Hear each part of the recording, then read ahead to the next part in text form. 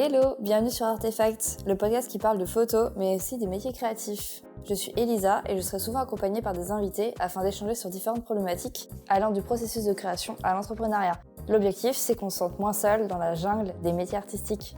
Aujourd'hui, je suis avec David, un ami photographe dont j'adore le travail et la sensibilité. On va parler d'un sujet qui nous touche tous, la comparaison. Remise en question, perte de confiance, jalousie, déprime. Lorsqu'on se compare aux autres, les conséquences sont bien souvent négatives. Alors pourquoi se compare-t-on aux autres ? C'est ce à quoi on va essayer de répondre. Du coup, moi c'est David, alias Nouria en tant que photographe sur les réseaux. Je fais de la photo depuis maintenant à peu près 10 ans, je crois. Ça fait long, 10 ans. Bah ouais. Je crois que j'ai arrêté de compter, mais je pense que ça fait même plus, mais d'ailleurs, je sais plus. Bref, donc ça fait au moins 10 ans. Et je suis photographe professionnel maintenant depuis un peu plus de 4 ans, je crois. Alors, aujourd'hui, on va parler d'un sujet qui nous concerne tous, qui est la comparaison. Et la question qu'on va se poser, c'est est-ce que la comparaison, c'est quelque chose qui détruit notre propre confiance ou quelque chose qui peut être une source de motivation ou de positif ? Alors, prime abord, moi j'ai tendance à dire non. C'est quelque chose de très négatif. Et voilà, non. C'est quelque chose de très déprimant, ça peut être de la jalousie, ça peut être... Ouais, des fois c'est juste de la jalousie maquillée, en fait, on s'en rend compte plus tard. C'est quelque chose où en fait on se compare aux autres. Bah oui, la comparaison, tu veux me dire. Oui. Le principe même de la comparaison. C'est très considéré comme quelque chose de mauvais. Et c'est pas pour rien, hein, c'est parce que ça peut carrément freiner la créativité de certains dans le milieu. Parce que là, on va parler du milieu créatif. Après, dans d'autres milieux, il y a aussi de la comparaison. Mais partout, ouais. Ça va être de la santé mentale, là aussi. Mais là, on va parler vraiment dans les métiers créatifs, tu vois. Et on va se poser du coup des questions de pourquoi pourquoi on s'est obligé de se comparer aux autres, en fait. Et est-ce que c'est forcément mauvais pour le moral ou est-ce qu'il y a des petits subterfuges à trouver pour essayer de hacker notre cerveau ou même juste d'essayer de trouver un côté positif à ça, en fait. Donc voilà, on va d'abord répondre à la première question, c'est pourquoi on se compare ? Alors, selon toi, pourquoi on se compare ? Déjà, c'est un phénomène qui est totalement naturel. Je pense qu'on l'a toujours fait et on le fera toujours toute notre vie. Et ça, comme tu l'as dit tout à l'heure, c'est dans tous les domaines comparés, tous les domaines mélangés. On a toujours tendance à se comparer. Et principalement, on se compare pourquoi ? Déjà, c'est un truc un peu malsain qu'on a automatiquement. C'est de se dire, par exemple, et surtout sur les réseaux aujourd'hui, pourquoi est-ce que lui, il a 1000 likes, moi j'en ai 100, par exemple. Ouais, des comparaisons de bateaux en mode... Elle sert à rien. Ouais. Elle sert à rien. Et en plus, la plupart du temps, après, c'est que tu vas du coup avoir de la haine pour la personne avec qui tu t'es comparé, juste parce que, je sais pas, elle a 10 likes de plus que toi, alors que ça ne veut absolument rien dire. Oui. Donc déjà, il y a ça. Il y a plein de sortes de comparaisons. Il y a cette comparaison-là qui est super malsaine et qui marche pas, tu vois. Et après, il y a aussi la comparaison positive. C'est-à-dire, on se compare, on se dit, tiens, cette photo, elle a bien marché, elle est jolie. Comment est-ce que moi, je pourrais faire pour essayer pas de faire quelque chose pareil, mais de faire quelque chose qui me plaît autant que cette photo que je vois, mais à ma façon. Oui. Pour moi, il y a les deux systèmes de comparaison. Il y a ce côté-là, voilà, automatique, humain, qu'on a toujours de se comparer aux autres, de se remettre en question et d'avoir un côté un peu jaloux, tu vois, qui est pas bien. Et le côté un peu positif du genre, on se compare pour avancer. Ouais, pour s'inspirer. Et pour s'inspirer. Parce qu'il y a aussi une petite différence entre s'inspirer et plagier. Ouais, il y a une grosse différence. C'est un vrai sujet, mais après, en fait, faut partir du principe que l'inspiration, c'est pour tout le monde, partout, en fait. Personne n'a créé quelque chose. Mais bien sûr. C'est forcément issu d'une inspiration lointaine ou précise, mais tout est inspiration, en fait. Même pour quelqu'un qu'on idole. Tout à fait. On se dit, putain, mais il a des idées incroyables, mais même cette personne s'inspire aussi de quelque chose d'autre derrière. C'est juste ça. qu'on n'a pas la même source d'inspiration. Carrément, parce que des fois, en fait, tu vas avoir...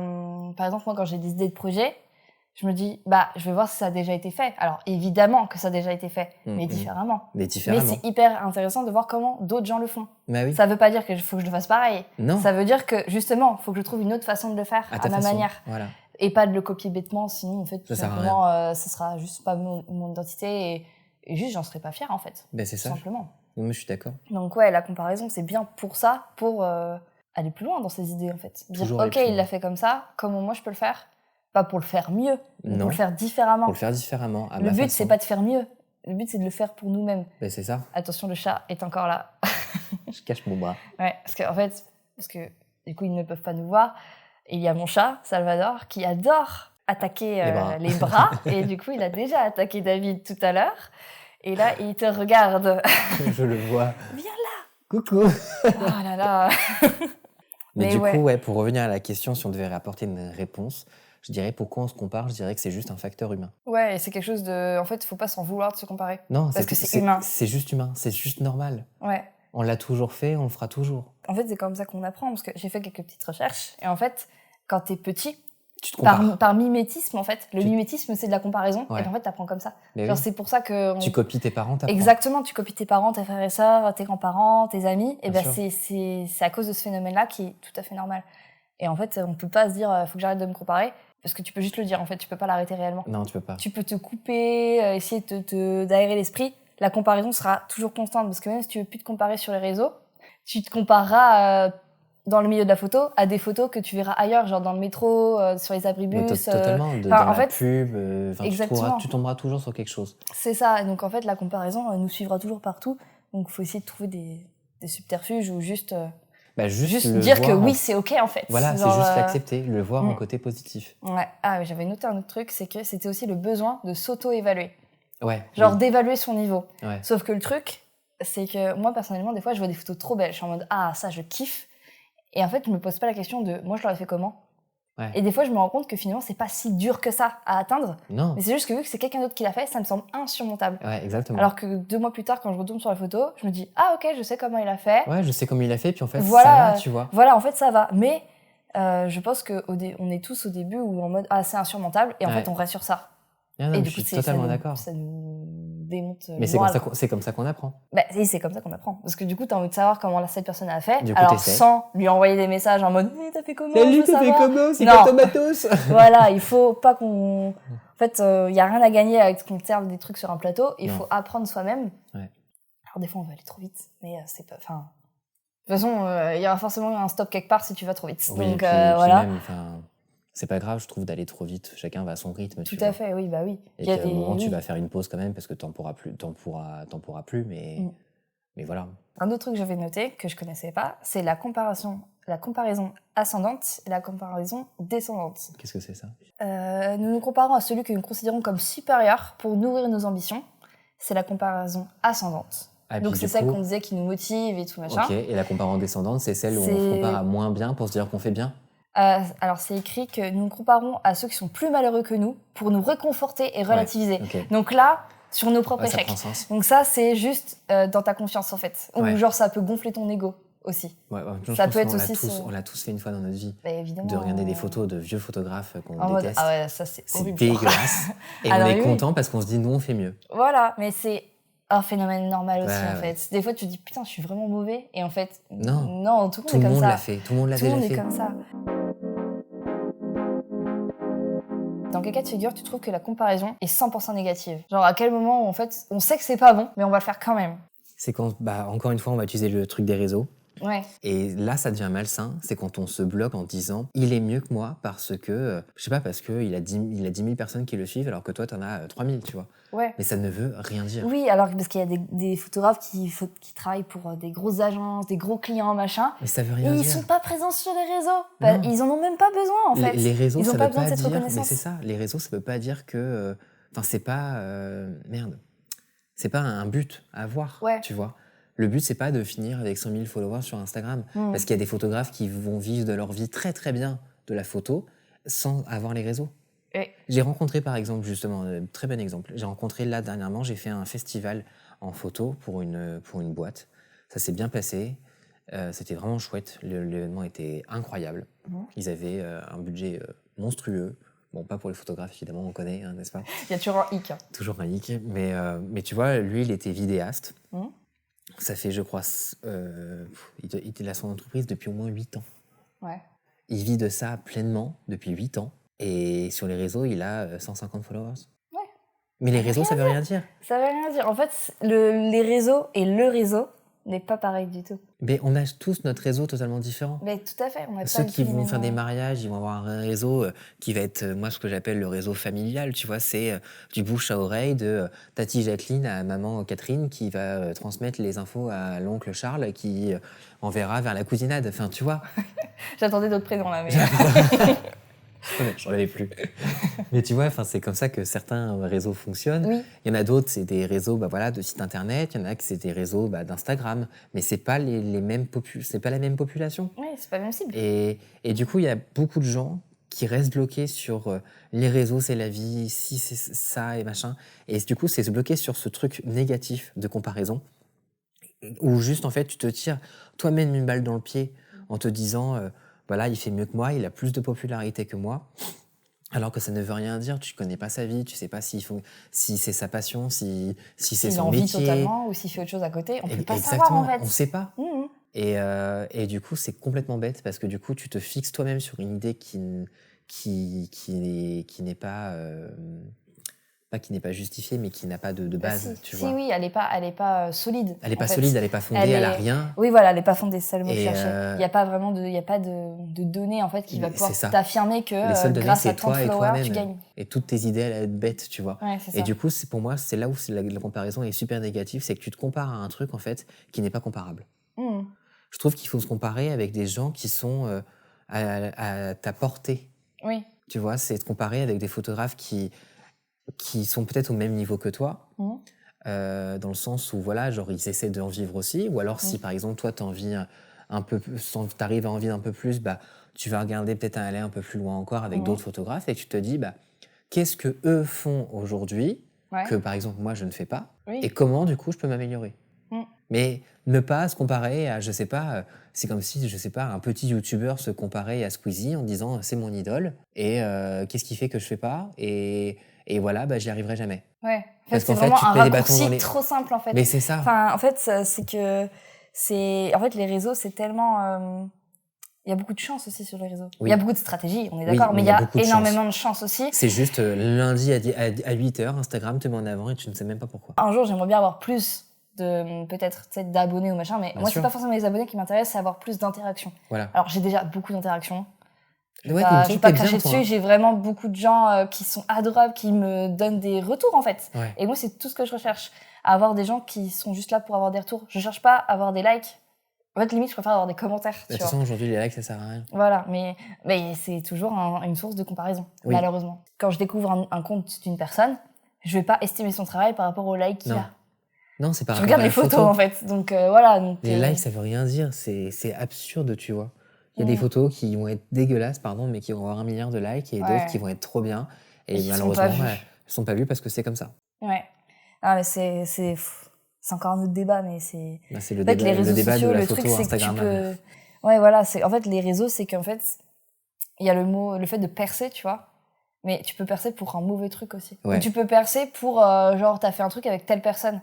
Et ça, ce serait vraiment ma hantise d'être cataloguée en mode ah ouais, elle a percé parce qu'elle a fait telle chose avec telle personne. Exactement. Je veux pas devenir cette personne. Moi, je veux que ce soit au pire organique et du coup, ça prend beaucoup plus longtemps. Ouais. C'est pas juste d'un coup en mode ah, c'est la personne qui a fait ça. Non. Et après, t'es juste catalogué comme ça et tu pourras. Et c'est très dur de changer ton image en fait. Exactement. Je suis allé voir l'expo dernièrement de Raphaël. C'est une photographe que je suis depuis ses débuts sur Instagram. Je pense que ça fait 8 ans, quelque chose comme ça. Enfin bref, ça fait super longtemps. Elle a mis 8 ans aujourd'hui à percer. Ouais. Après, voilà, son travail, il n'a fait que évoluer en 8 ans et progresser et prendre des ampleurs qui sont incroyables. Mais aujourd'hui, tu vois, je sais plus, je crois qu'elle a plus de 60 000 abonnés sur Instagram. Je sais pas.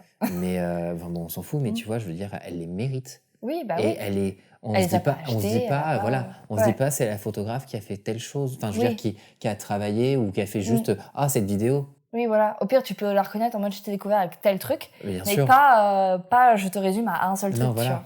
Elle, je sais qu'elle est connue par rapport à tout ce qu'elle a fait. Tout l'univers qu'elle peut développer sur ses autoportraits et tout machin. Exactement. Pour l'anecdote, tout le matos lumière qui est derrière moi là, c'est à elle, je lui ai acheté. Ah sérieux? Ouais. Ah putain.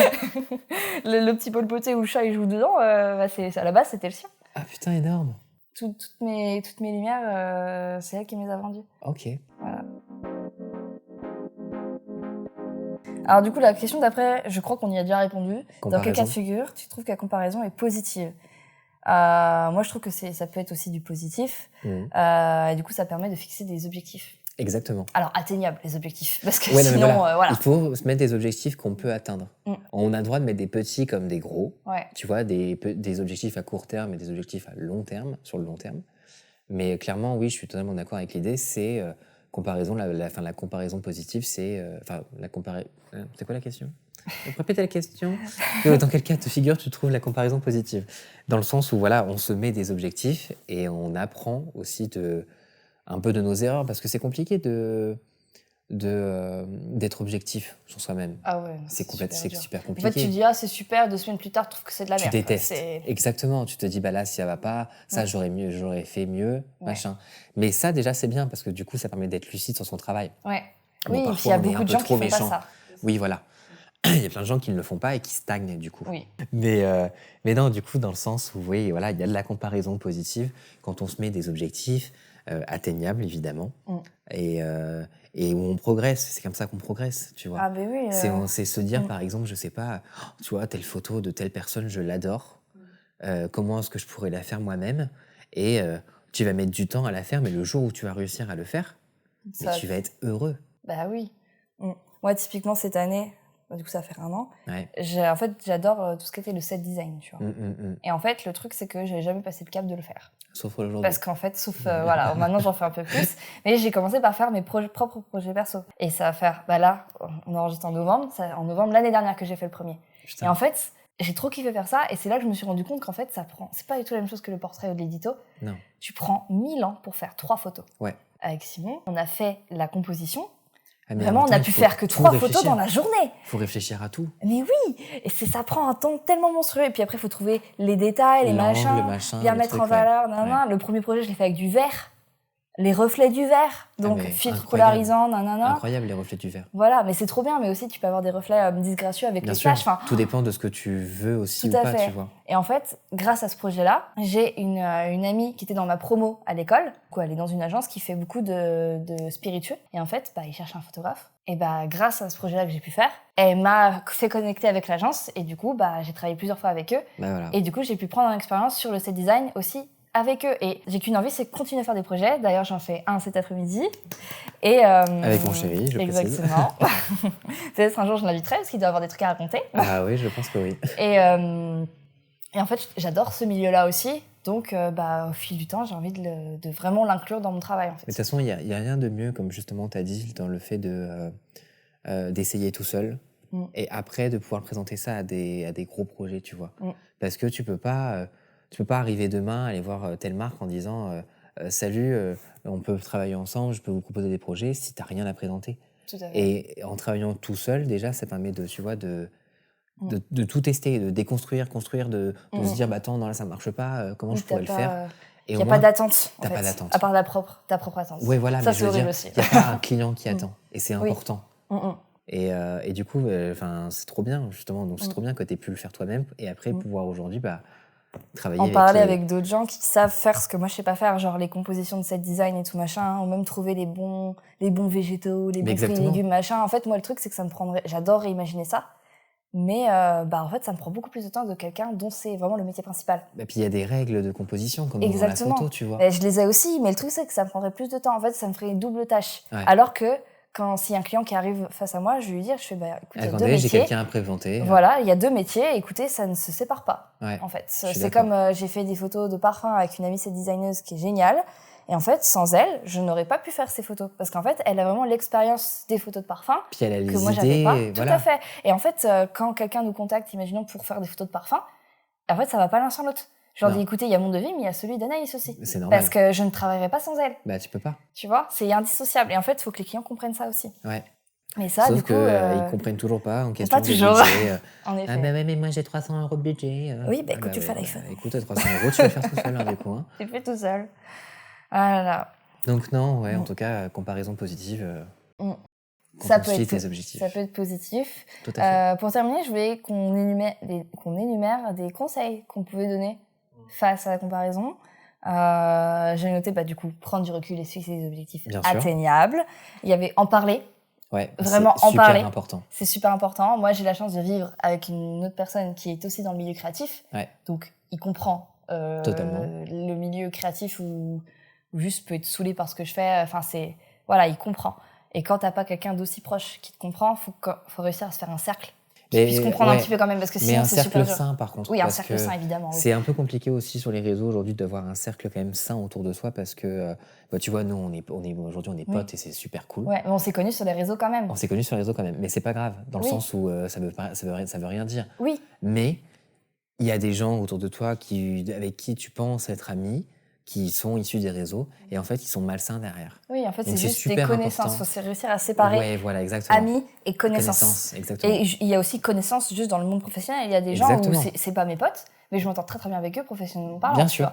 Et c'est OK. Il y a pas voilà, tu vas pas être meilleur ami avec tout le monde non plus. Mais avec ces gens-là, tu peux pas leur parler de ça. Non. Parce que si un jour ça se passe mal ou quoi que ce soit, ils pourraient se servir par exemple de cette micro-faille qu'ils peuvent voir comme une faille. Tout à fait. Pour se servir de ça contre toi. Exactement. Donc je dirais en parler, mais avec des gens qui sont sains. Et peut-être même aussi avec des gens qui ne sont pas issus du milieu, parce que eux, ils vont avoir un recul que toi, tu n'arrives pas à avoir. Et ils vont te dire, mais c'est travail pour toi, et puis le reste, basta, tu vois. Ouais, non, mais c'est ça. Donc, des gens autour de soi qui sont du même milieu, et des gens aussi qui n'ont rien à voir avec le milieu. Voilà, puis, ça c'est bien. Et puis aussi, ouais, voilà. En fait, moi, je me suis fait beaucoup d'amis via les réseaux. Normal. Mais il n'y en a pas des tonnes où je peux vraiment parler de tout comme avec toi. Tu vois. Sur qui tu peux compter aussi. Exactement. Il y en a beaucoup, ils se reconnaîtront, c'est sûr. Mais il y en a d'autres où je discute avec eux, c'est super chill. Oui. Mais ça s'arrête là. Et de leur côté aussi, en fait. Donc, mais du coup, c'est normal. OK.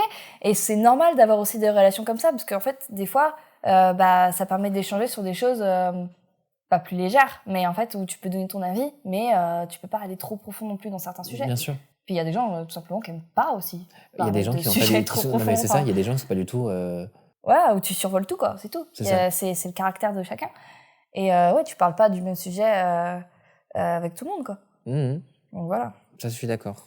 Donc ouais, en parler, prendre du recul, fixer des objectifs atteignables sur le court terme et le long terme. J'avais noté aussi demander des feedbacks. Ouais. C'est tout con, en fait. C'est compliqué aussi parce qu'il y a des gens qui sont pas forcément... qui te demandent un feedback, mais en fait, qui sont pas prêts à l'entendre. Oui, tout à fait. Il y en a où des fois, tu aurais envie de leur dire, tu vois, là, il y a ce petit détail qu'il faudrait revoir, mais en même temps, t'es qui pour juger, donc c'est compliqué aussi. Oui, c'est ça. Donc j'ai envie de dire, encore une fois, demander des feedbacks, mais aux gens sains autour de soi. Oui, les gens avec qui on a envie d'avoir leur feedback, tu vois. Voilà, mais même au même cercle de gens à qui on veut parler. Oui, tout à fait. C'est, tu vois, leur dire, écoute, regarde, j'ai pensé à ça l'autre jour, qu'est-ce que t'en penses, donne-moi ton retour. Et au moins, ce retour, il sera positif ou négatif, mais au moins, il sera sincère et on sera prêt à l'entendre. Ouais. Tu vois, là, l'idée du podcast, par exemple, ça faisait longtemps que je l'avais l'idée, mais je procrastinais le truc parce que d'autres gens en créaient et ça me démotivait. Ouais. Et en fait, je me suis rendu compte qu'il fallait juste que je le fasse à ma manière et puis c'est ça, quoi. Et du coup, j'ai commencé à en parler et j'ai eu des très bons retours, quoi. J'ai eu que des gens qui m'ont dit, mais vas-y, en fait, allez, on y va, allez, on enregistre quand on arrive demain. J'ai envie de terminer sur une anecdote. Donc, est-ce que tu as une anecdote à raconter ou pas ? Il y a 2 cas où je me suis vraiment comparé négativement parlant. Et au point de me désabonner des personnes. Ouais. Pour te dire. Ouais, mais ça, c'est limite plus. Parce que... De quoi ? De se désabonner des gens. Ah ouais, mais en fait, j'étais arrivé à un point où je me suis dit, mais tu n'aimes pas ce qu'il fait, tu apprécies la personne, mais tu n'aimes pas ce qu'il fait. Donc déjà, je vais arrêter de la suivre pour la suivre. Moi, j'en ai marre de faire ce genre de choses. J'ai envie de suivre que les gens vraiment que j'apprécie. Et c'est pas parce qu'on s'entend bien là, comme ça, que si j'apprécie... Non. C'est pas parce qu'on s'entend bien que je peux apprécier ton travail. Oui, tu vois. Oui. Non, et mais du coup, je normal. vois pas pourquoi je devrais te suivre juste pour te suivre. Je vois pas l'intérêt. Bref, du coup, cette personne que j'ai rencontrée il y a peut-être 3 ou 4 ans, j'étais pas très fan déjà de son travail. J'aime de moins en moins son travail. Ouais. Et tout bête, je n'ai pas arrêté pendant quelques mois de me comparer à son travail en me disant pourquoi est-ce que lui, il fonctionne autant alors que je trouve ça laid. Ouais. Et que je trouvais que je faisais mieux. Ouais. Mais c'est pas comparable. Mais non. Tu vois. Mais c'est quand même une comparaison qui, du coup, est malsaine pour toi. Mais elle est bête en plus, cette comparaison. Parce qu'en fait, il a juste pas la même cible. Il a juste pas la même cible. D'autres gens qui sont censés à son taf, et puis voilà. Voilà. Et c'est tout bête parce que du coup, je trouve que je suis arrivé à un point où je me suis désabonné. Et pourquoi du coup j'ai voulu parler de ça, moi ? Parce que tu te comparais à lui, mais en fait, tu t'entendais bien avec lui physiquement, mais t'appréciais pas forcément son travail. Ouais, mais du coup, j'en suis arrivé à un point où je l'ai détesté et je m'entends plus avec lui aujourd'hui. Ouais, donc ça a été vraiment un point où vraiment vous entendiez plus. Quoi. Voilà, donc l'anecdote bête de vraiment de pas faire ce que je viens de faire, c'est-à-dire de se comparer tellement à un truc qui n'est pas comparable parce qu'on fait deux choses totalement différentes et d'en arriver au point de ne plus s'entendre avec la personne et de détester la personne comme le travail. Alors qu'à la base, tu t'entendais bien avec la personne. Voilà, c'est complètement bête. Donc anecdote bête, ne pas faire ce que j'ai fait. Ouais. C'est une super anecdote. Voilà, c'est bête. C'est une super anecdote. Parce que c'est vraiment en fait, bête parce que du coup, en fait, tu peux te fermer des portes, enfin pas des portes, mais tu fais un truc bête, quoi, tu vois, donc... Mais voilà, du coup, je pense que là, on est bon, on a terminé. Ouais. C'était super cool. Merci d'être venu, d'avoir supporté le chat. Là, il est en train de m'attaquer le dos, là. Là, il est dans mon dos, là. Et merci beaucoup, et du coup, on se retrouvera pour un prochain épisode. Allez, salut. avec plaisir, bisous.